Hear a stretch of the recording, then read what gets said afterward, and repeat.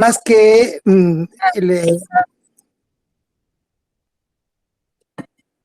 bueno, estaba contándoles que quiero agradecerles por el interés y quiero contarles las cosas que a mí me parecen importantes, lo que he aprendido durante estos 50 años de estar pintando porcelana, las cosas que me han servido a mí y las cosas que no me han servido a mí.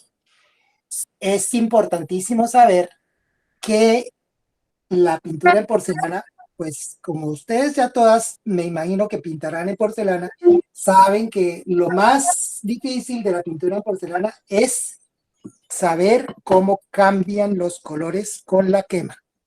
Y en la quema es la parte más importante del arte de la pintura en porcelana. Desgraciadamente no hay ninguna forma de aprender a reconocer los cambios que existen durante la quema.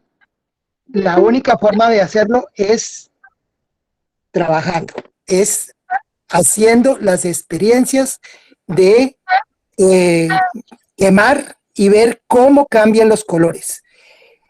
Una cosa que es importantísimo saber es que los colores que utilizamos nosotros sean con plomo o no sean con plomo, son tóxicos. ¿Por qué? Porque todos son hechos con pigmentos que son hechos a partir de óxidos metálicos. Y por eso es importantísimo que fijemos los colores lo mejor que podamos a la porcelana. Sobre todo si estamos pintando vajilla.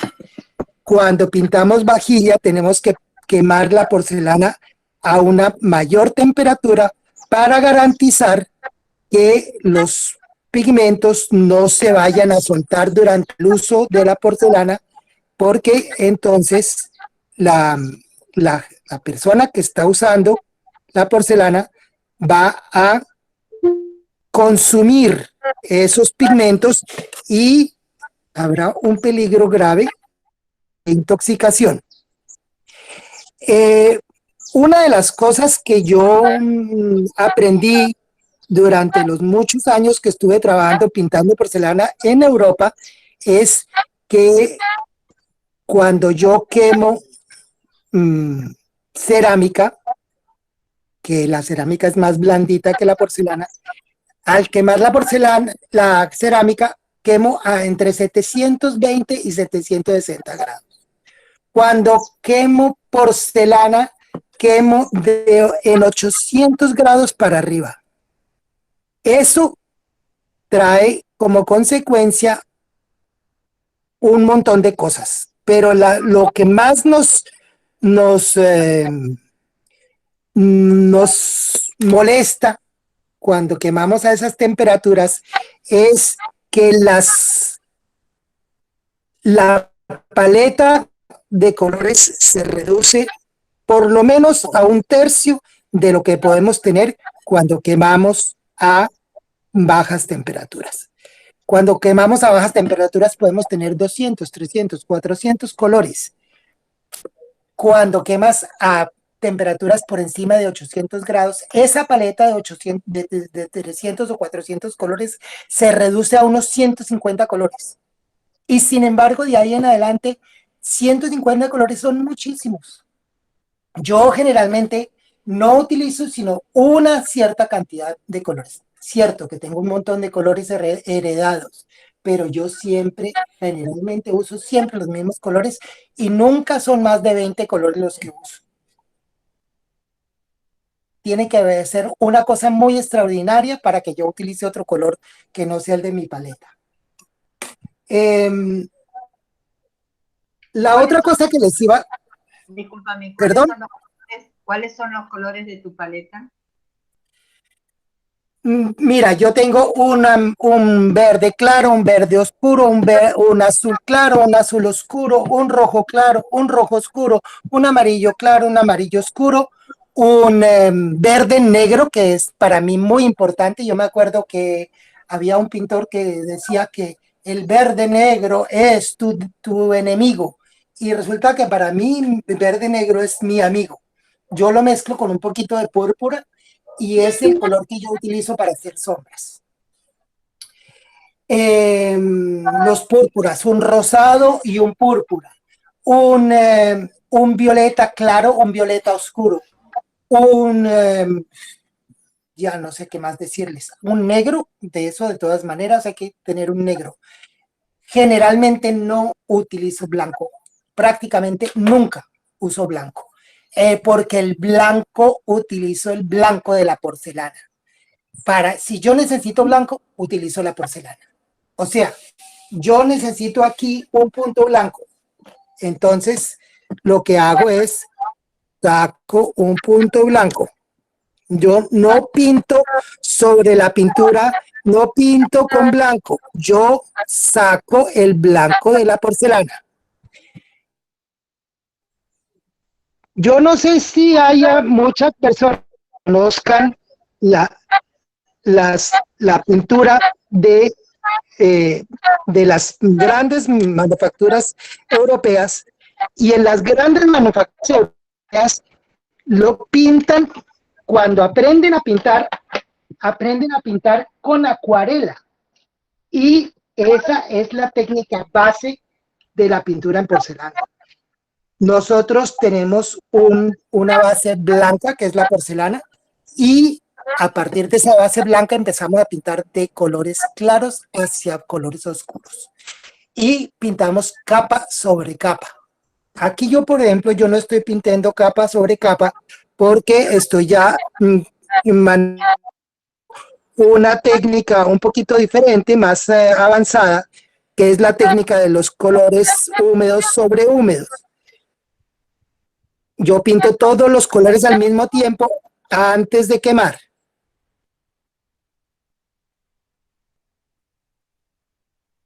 La otra cosa que les iba a comentar o que les iba a contar era la diferencia que hay entre la pintura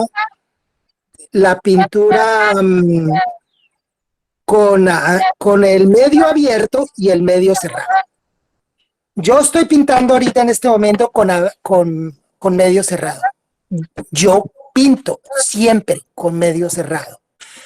El medio abierto tiene muchísimas ventajas y ustedes seguramente que las conocen todas las ventajas, pero para mí no hay como el medio cerrado, porque el medio cerrado me da muchísimas eh, prerrogativas que no me da el aceite abierto. Una de las grandes prerrogativas que me da el medio cerrado es que yo puedo pintar absolutamente todo para hacerlo en una sola quema. Cuando tú pintas con aceites abiertos, siempre tienes que hacer 2, 3, 4 y 5 quemas. En cambio, cuando pintas con aceite cerrado, puedes pintar, si conoces los medios y practicas bastante, puedes pintar todo, absolutamente todo para una sola quema. Si tienes la suficiente paciencia, puedes pintar todo para una sola quema. En cambio, con el aceite abierto, eso no es posible, porque no puedes poner la misma cantidad de pigmentos sobre la porcelana para una sola quema, porque si no se revienta el esmalte, porque se crean demasiadas tensiones en el horno y el esmalte de la porcelana se daña. Como pueden ver aquí, yo no sé si alcanzan a ver ustedes qué tan espeso estoy pintando. Esta clase de pintura no es posible hacerla con el aceite abierto, con el medio abierto. La otra cosa que yo puedo hacer con el medio abierto y que no puedo hacer, con el medio cerrado y no puedo hacer con el medio abierto, es que con el medio cerrado yo puedo hacer líneas absolutamente delgaditas y no se abren. Cuando yo pinto con el medio abierto y trato de hacer una línea delgada, no puedo hacerlo. Es completamente imposible. El pincel se mete siempre por la mitad del pigmento y no puedo hacer una línea delgada. Les voy a mostrar.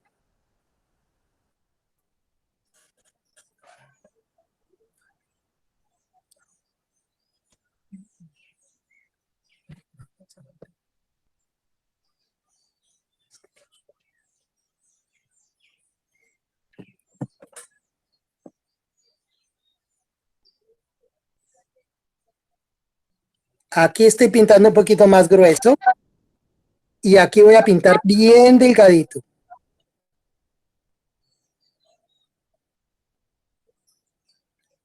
Esta clase de cosas no se pueden hacer con aceite abierto, es imposible. Bueno, eso era una de las cosas que quería mostrarles y aquí, como ustedes ven, yo sigo pintando encima de lo que estoy haciendo, donde ya tengo pintado.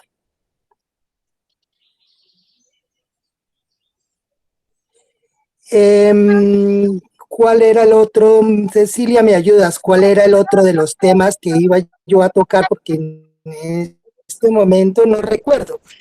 De las temperaturas. Bueno, la importancia de las temperaturas. ¿Qué pasa con las temperaturas? Como ustedes saben, los colores se desarrollan con la temperatura, especialmente todo lo que los rosados, los violetas y los azules alcanzan su madurez cuando alcanzan una determinada temperatura. Púrpuras y violetas deben siempre quemarse por encima de los 800 grados. Hay púrpuras que necesitan temperaturas de 830 a 860 grados para desarrollar toda su belleza. Y eso es una cosa que es importantísima saberla. Yo muchas veces he publicado fotos con la diferencia entre un mismo color quemado a una temperatura y quemado a otra temperatura. Eso es una de las cosas que son importantísimas, que para desarrollar los colores, o sea, que se dé el desarrollo completo del color, necesitamos las temperaturas, las altas temperaturas. Es cierto que puedes quemar a 760 grados y tienes una paleta más grande de colores, pero entonces los púrpuras van a salir muy rojizos o casi cafés del horno y eso no es conveniente. Yo les recomiendo siempre a mis alumnas y a todas las personas con las que yo hablo de que hagan al menos un ensayo de quemar a cono 14. El cono 14 son 840, entre 830 y 840 grados. Sí, se pierden muchísimos colores. Todos los rojos hechos a partir del hierro son muy sensibles al calor y la mayoría se desaparecen en el horno. Pero si hagan el experimento de pintar con los púrpuras, con los que pintan normalmente, y quemen a 830 grados y verán las bellezas que logran. Es que es impresionante la diferencia. La sola diferencia entre quemar entre 800 grados y 830 grados es impresionante, pero es que de verdad es absolutamente impresionante cómo cambian los púrpuras en esas temperaturas. Si yo quemo un púrpura o un carmín, por ejemplo, quemo un carmín a 750, a 760 grados, que es más o menos un cono 0,15, 0,10, 0,15, 0,16. Cuando saco las cosas del horno, parece que hubiera pintado como con óxido. No sé, se pone rucio, como si tuviera óxido. café, no sale bonito.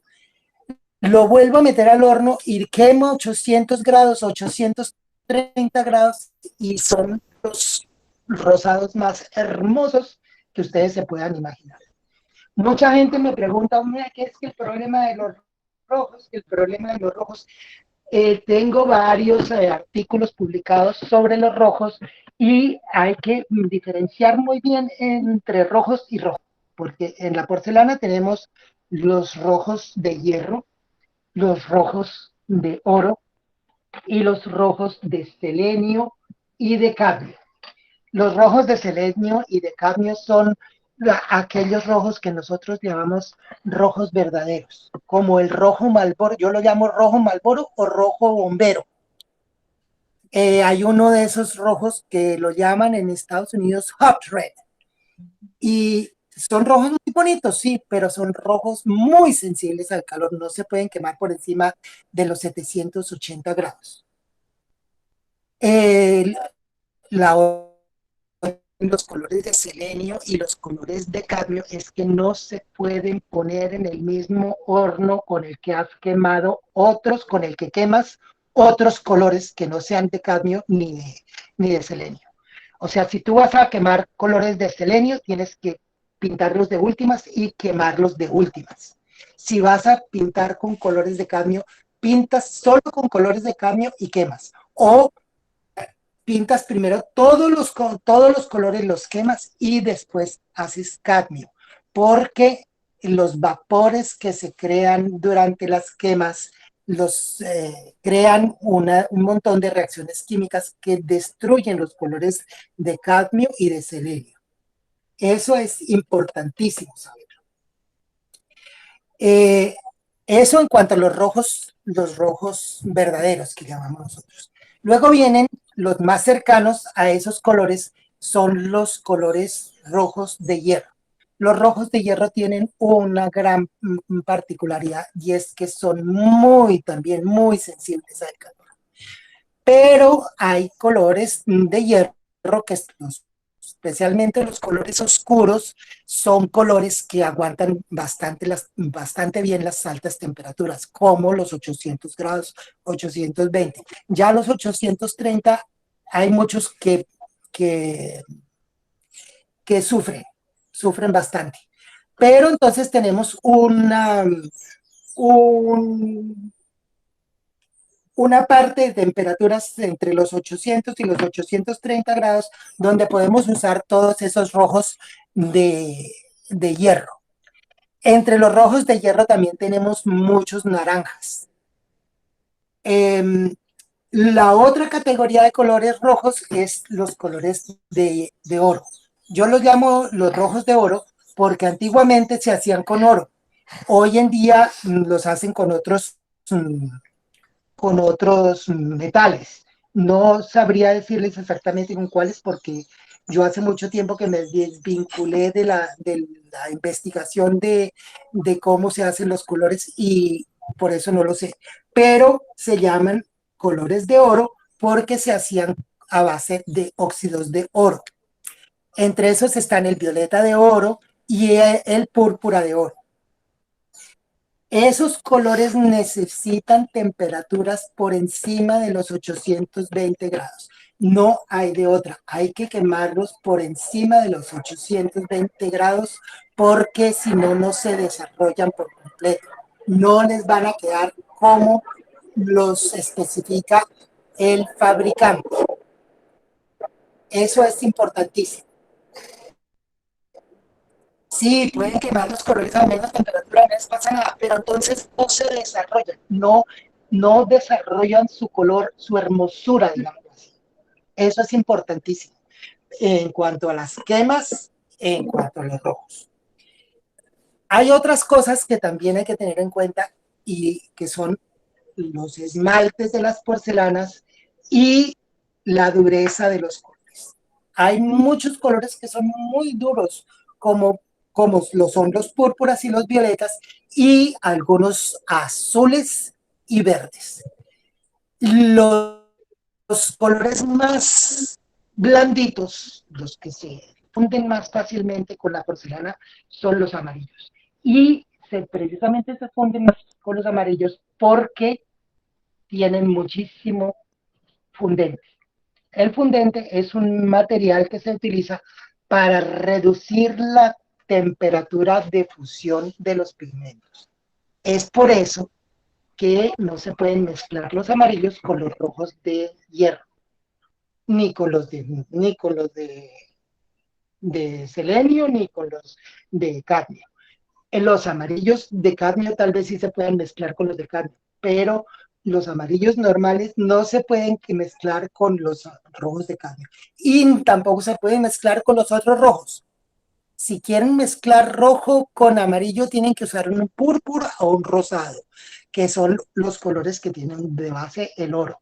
¿Por qué? Porque son también colores duros, bastante duros, y aguantan el, el, eh, el fundente que traen los amarillos. Yo personalmente uso bastante la mezcla del púrpura con el rosado, con el amarillo, o el rosado con el amarillo, para crear colores salmón. Eso, lo único que tienes es que experimentar. Y la otra cosa es que es como los lustres, que nunca sabes qué es lo que va a salir del horno. Siempre tienes sorpresas. Pero es lo más, digamos, es lo más divertido hacer eso, porque aprende uno muchísimas cosas. Y aprende uno a variar también según las temperaturas. Otra cosa que quería yo comentarles en esta charla es la importancia de conocer a fondo cada objeto que vayamos a pintar. Yo no hablo de conocer el plato de porcelana o el pocillo o el florero, no. Yo hablo de que si yo voy a pintar un cornichón como el que estoy pintando yo, tengo que conocerlo, tengo que saber qué es lo que estoy pintando. Entonces voy y compro los cornichones en el mercado, tanto los que están ya encurtidos como los que venden crudos, y los observo y los estudio, puedo hacer dibujos, puedo estudiarlo haciendo dibujos. Una vez que lo he visto por fuera, entonces, y ya lo he estudiado por fuera, lo corto y lo veo por dentro, y veo cuáles son los colores, de qué colores son por dentro, cuál es la estructura que tienen por dentro. ¿Tienen semillas o no tienen semillas? ¿De qué color son las semillas? ¿De qué forma son las semillas? ¿Cómo están distribuidas las semillas? Todas esas cosas son importantísimas. Yo recuerdo que compré un libro, o mejor dicho, me prestaron un libro de Uwe Geisler, que es uno de los grandes precursores de la pintura en porcelana al estilo Meissen en el ámbito internacional. Fue uno de los primeros que empezaron a dictar clases de pintura en porcelana en el mundo. Él se formó en la manufactura de Meissen, se salió de la manufactura de Meissen, se fugó de Alemania comunista y empezó a trabajar dictando clases de pintura porcelana. Y él fue de los primeros que hizo libros sobre la pintura porcelana.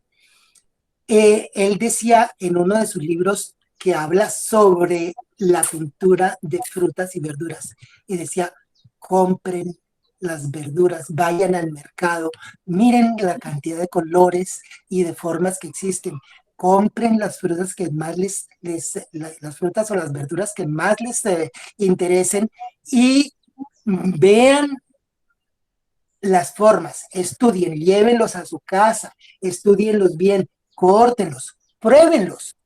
Una de las cosas más importantes de pintar un limón, no solamente pintar sus colores, el amarillo, el verde, yo qué sé, no, es el lograr de que el observador sienta aquí en la garganta el limón, que sienta el sabor. O sea, cuando uno pinta una fruta, debe pintarla de tal manera que el que la observa recuerde el sabor.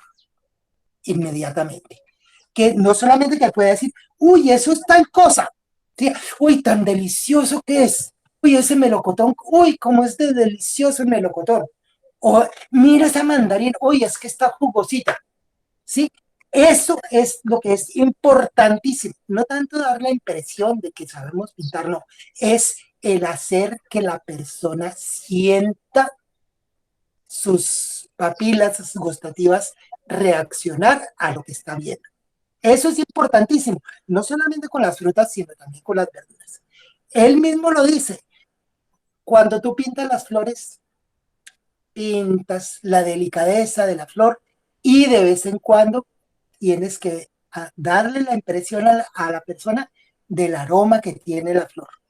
Pero con las frutas y las verduras, la parte más importante es esta, las papilas gustativas. La persona tiene que sentir el gusto cuando ve una fruta o una verdura.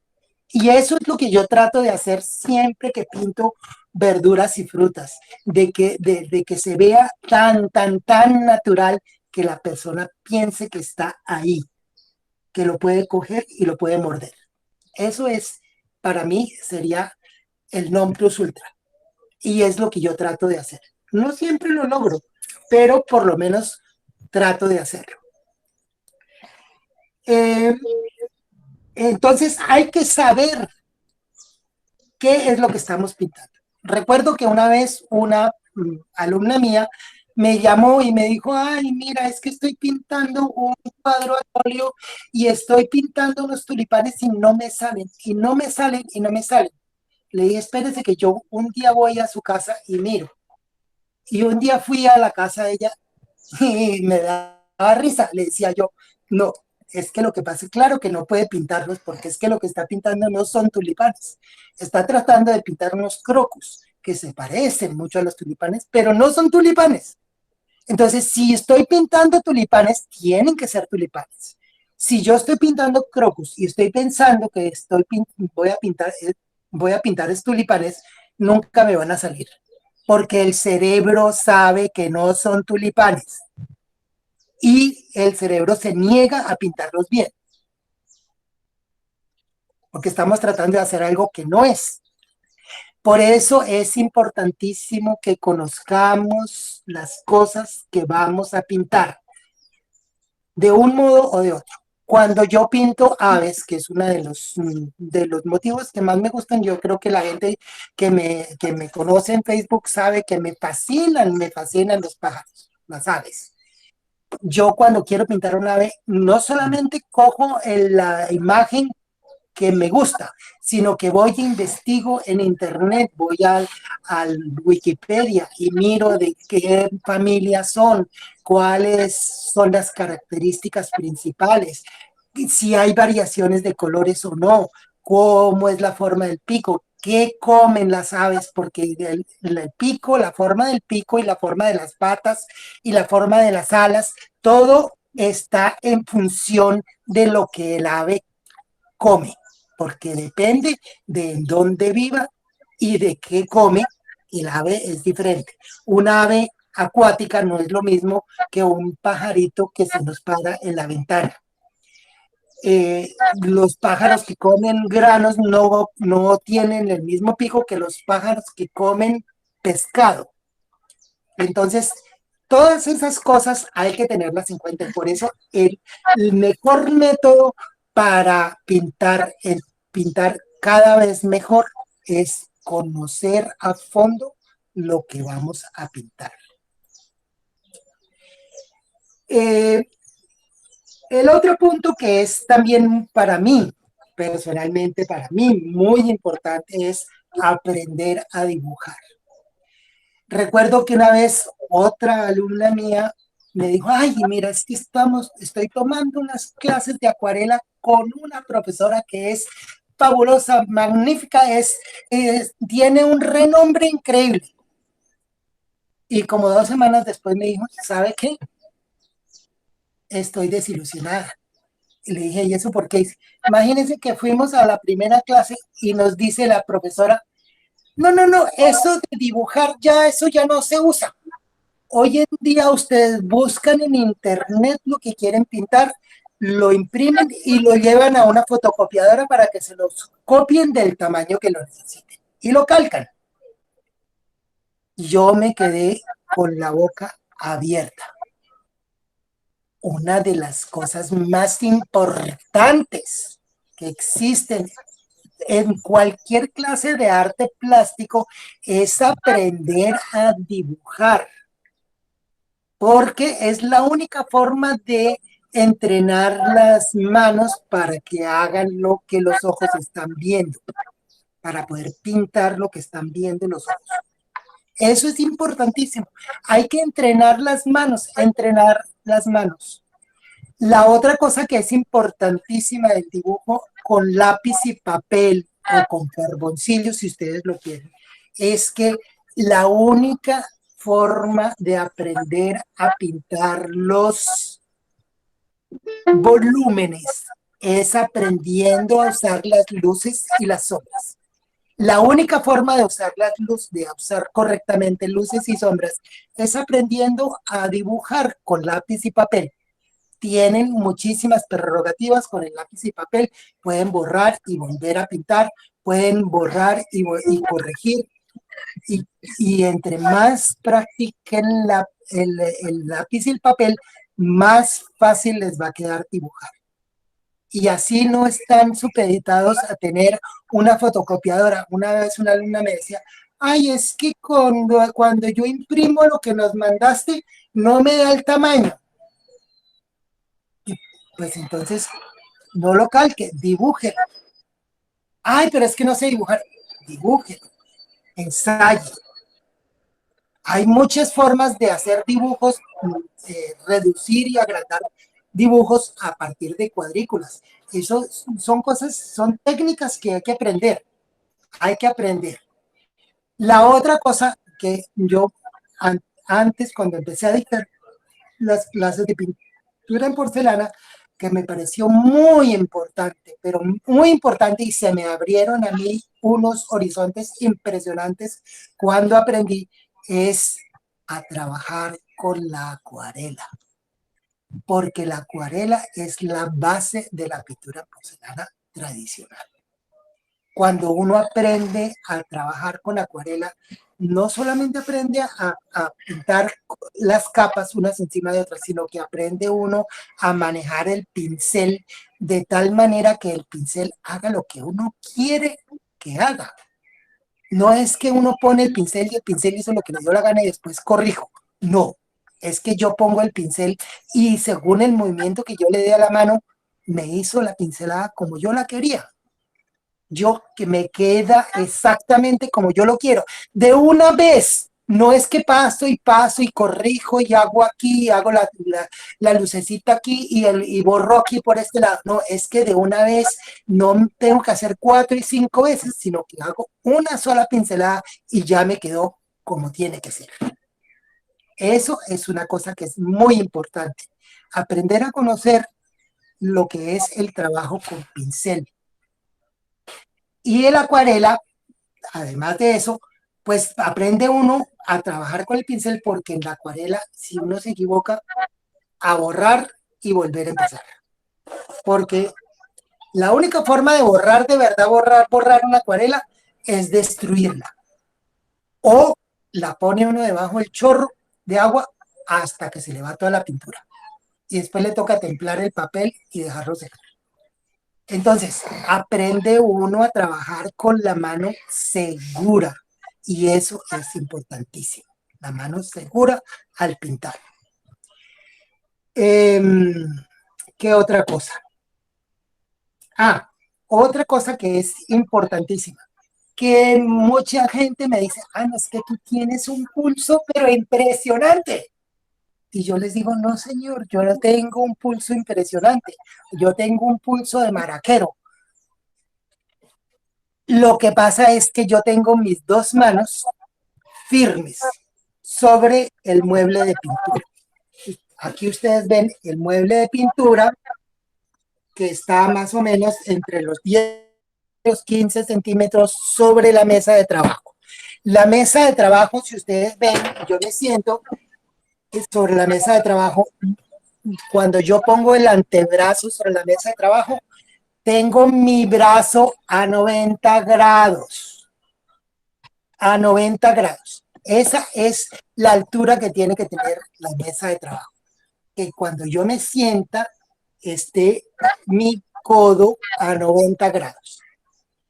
El mueble encima tiene 10 a 15 centímetros de altura. La función del mueble es que cuando yo cojo la pieza con la mano, la puedo poner debajo del mueble y no se mueve. Una vez que la tengo fija sobre el mueble, la pieza no se mueve. No se mueve. Y yo alcanzo cualquier superficie de la pieza con la mano firme sobre el mueble.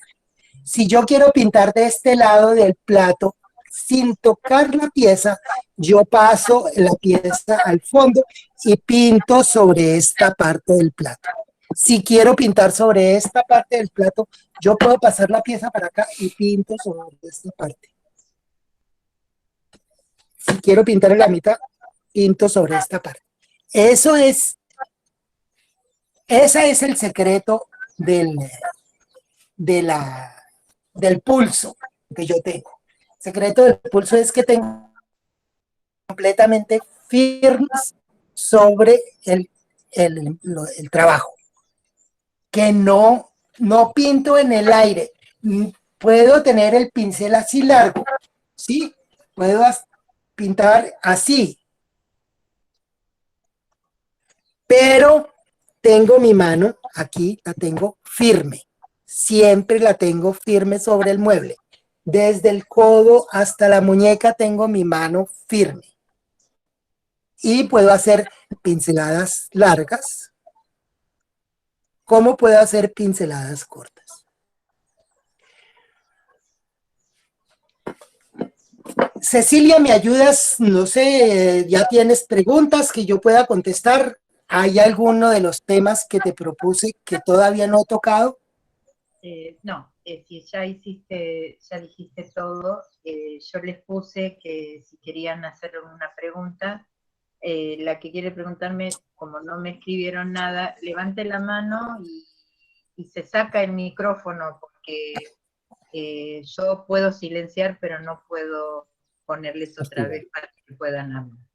La que tiene ganas me dice y yo me silencio, porque dos personas hablando hacen mucho ruido e interferencia. ¿Hay alguien que tenga ganas de preguntarle algo a Pablo? Dale, Lidia.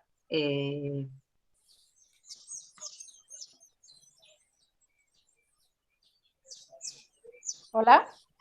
Hola, ¿cómo estás? ¿Qué tal, Pablo?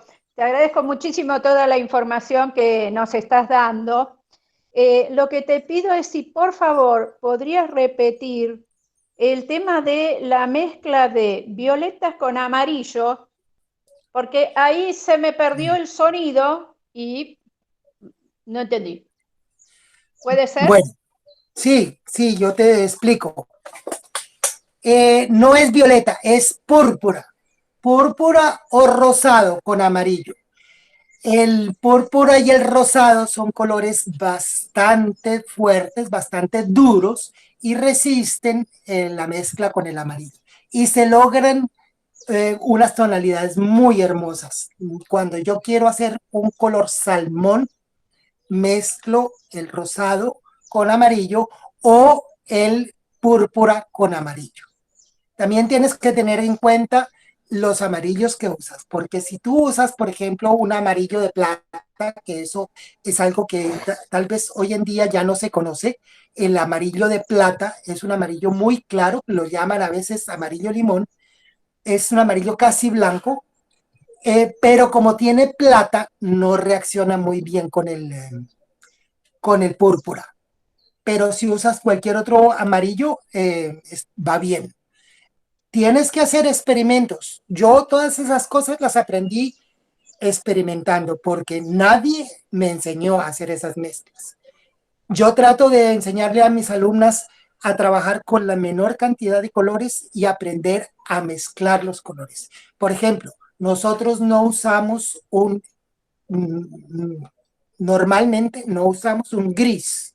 Nosotros mezclamos el gris con azul claro y ocre. Con esos dos colores yo puedo hacer gris, desde un gris claro, claro, claro, hasta un gris casi tirando a color barro. Y eso es una cosa que hay que experimentarla, hay que saber cómo se mezclan los colores. Son muchísimas las tonalidades y les voy a contar una cosa. Cuando yo trabajaba en el taller de pintura en porcelana en Europa, comprábamos los colores de la fábrica de Gusa, que era una fábrica alemana de colores, y ellos mandaban siempre una paleta de colores.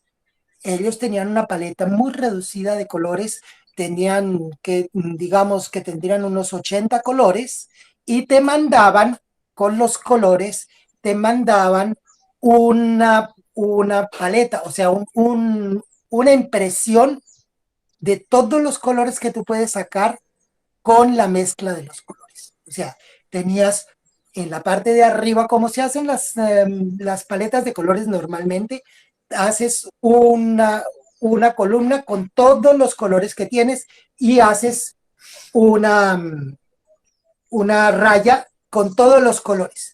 Y la mezcla es la que te da. Pero entonces ellos lo que te decían, por ejemplo, si tienes 40% de púrpura y 20% de amarillo, te da esto. Si tienes 40% de púrpura y 2% de azul, de tal azul, te da esto. Es tanto así que en Degusa no tenían nombre los colores. Yo detesto eso de tener que darle nombres a los colores. Me gustaría muchísimo que se implementara ese código que tenía en Degusa, que era por números. Entonces tenías la tonalidad, las tonalidades tenías los amarillos, eran 17, los grises eran 11, los azules eran 6, o sea, 0,6. Los púrpuros eran todo lo que tenía que ver con 7, 77, etc. Eso era la primera, los primeros 2 dígitos del código. Segundos 2 dígitos del código era lo que llaman en inglés la oscuridad y la claridad que se le da. O sea, entre más oscuro, más alto el número, entre más claro, más bajito el número.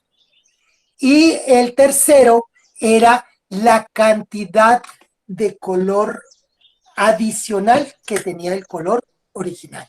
O sea, si yo tenía el 77, que era un púrpura muy hermoso, y lo quería bien oscuro, entonces tenía que ser 77, 99, y si yo quería un violeta en vez de tener un púrpura, entonces al final tenía un azul, que eran los 6. Entonces era 65, por ejemplo, y me daba un violeta. Entonces, de acuerdo con las cantidades de colores que yo mezclaba, tenía opción de crear otros colores. Y eso era lo que hacíamos nosotros. Nosotros generalmente comprábamos los colores básicos. Y cuando necesitábamos tener un color determinado, mezclábamos los colores. Yo me acuerdo que teníamos una balanza de precisión que mezclaba hasta medio gramo. Tenía unas cositas de plata chiquiticas que se ponían en la balanza para pesar medio gramo. Y así podíamos hacer las mezclas exactas de colores. Entonces no se trata de tener 400 colores. Tenía una alumna que tenía como 150 colores y se pasaba toda la clase decidiendo qué color iba a usar para pintar tal cosa. Perdió un montón de tiempo. Lo mejor es tener menos colores y saber mezclarlos. Espero que así te haya respondido tu pregunta. Sí, muchísimas gracias, Pablo. De Muchas nada. gracias.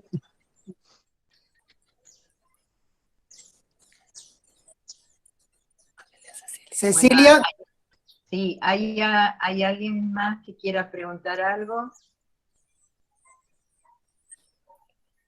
Bueno, sí, ya más o menos va a ser la hora. ¿Hay otra pregunta, Lidia? Sí, Dale. perdón. No, sí, Perdón, pero cuenta, quiero aprovechar la ocasión. dime. Pablo, cuando hay que hornear pintura sobre porcelana que se ha hecho con un medio cerrado o con un medio abierto, ¿es necesario variar las temperaturas? O sea, la pregunta concreta es, con medio abierto, ¿es menor la temperatura de cocción o no necesariamente? No, señora. La temperatura de cocción siempre es la misma, porque los pigmentos varían, es de acuerdo con la temperatura. O sea, los pigmentos se desarrollan con la temperatura.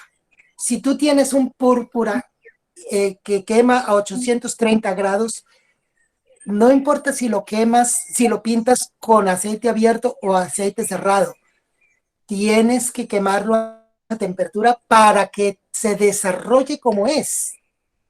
Si, en realidad, el único problema que tiene la pintura con el aceite abierto es que no puedes poner capas muy gruesas de color porque crean muchas tensiones en el esmalte. Porque los pigmentos penetran el esmalte y crean tensiones dentro del esmalte. Cuando tú tienes el aceite cerrado, la grasa de trementina o el MX, no sé, 54, no los conozco, el Copaiba, lo que sea.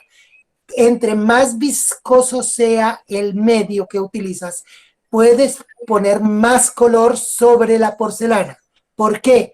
Porque esa viscosidad evita que se creen esas tensiones dentro del esmalte durante la quema. ¿Y tú qué aceite cerrado usas? Yo uso en este momento, estoy usando grasa de trementina.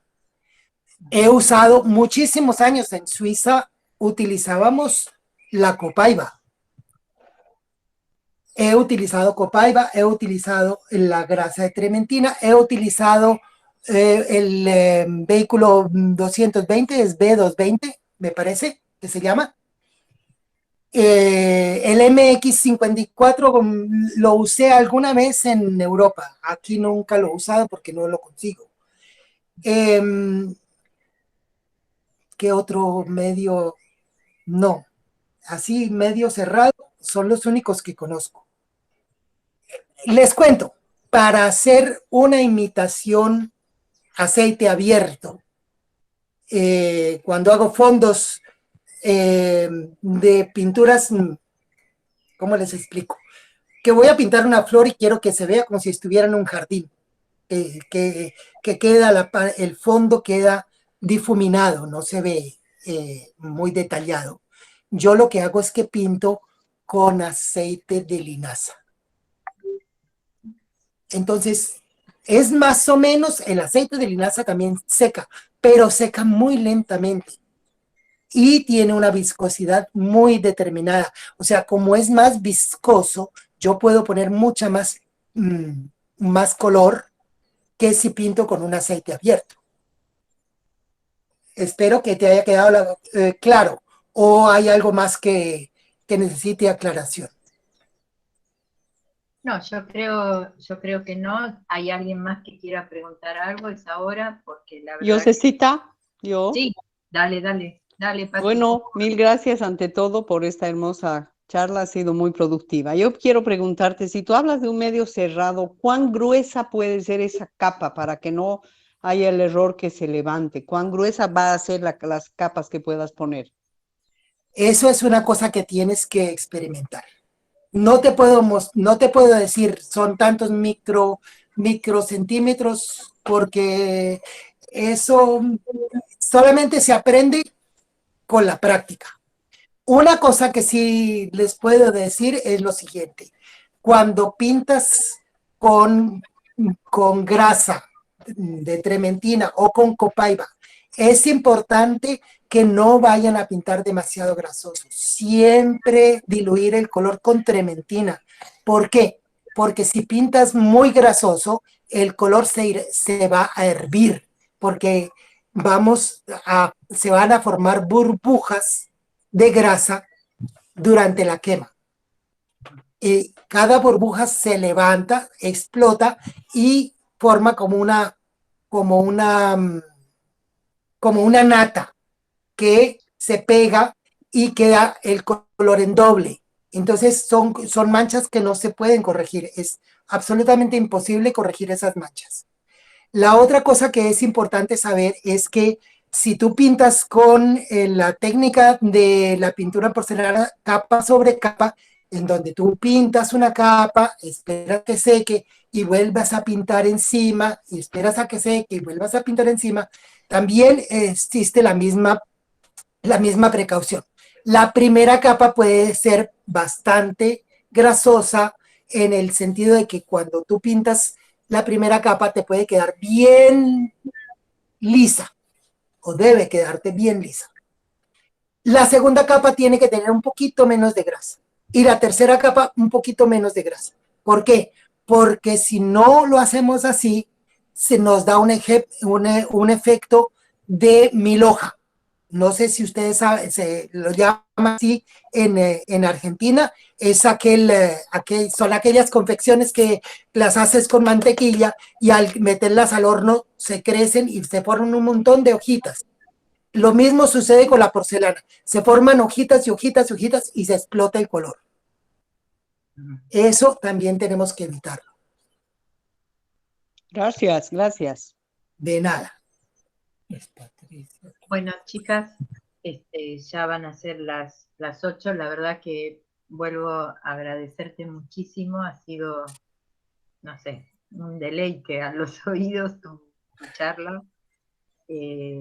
Muchas gracias a todas las que entraron, a todos, perdón, que entraron y que nos hacen el honor de seguir mes por mes estas charlas que vamos a continuar. Pese a lo que pase, solamente se nos va a perjudicar si es que llegamos a no tener internet, que es nuestro grave problema hoy. Pero vamos a continuar, así que las espero el mes que viene, ya veremos a quién invitamos para que está. Pablo, nuevamente, muchísimas gracias por todo, ha sido un placer, particularmente para mí ha sido un placer. Gracias a ustedes. Quieren liberar los micrófonos, libérenlo, hablen todas juntas, no se van a escuchar nada, pero no importa, es decir, por lo menos te dan el gusto. Ahí está. Muchas gracias, Pablo. Muchas gracias. Obrigada. Obrigada. Muchísimas gracias, Obrigado. Pablo. Anche. Gracias, Pablo. Chao. Chao, chao. Chao, hasta el Chao, que les vaya bien. Gracias. Suerte. Chao. Es lo único que queda. Chao. Si le damos aquí, ahí.